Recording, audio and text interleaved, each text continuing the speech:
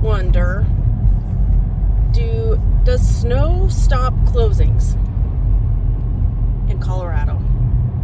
The answer is no. Make sure you stop at stoplights on your way to closing.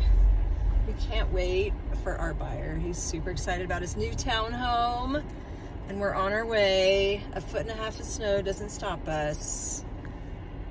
This is what happens when you got teamwork. You got the real estate agent driving, the lender riding shotgun.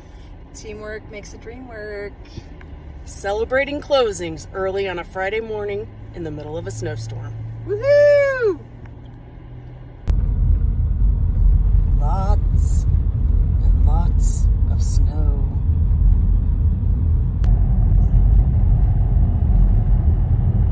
Snow. And oh, that guy got stuck. There's a stalled vehicle ahead.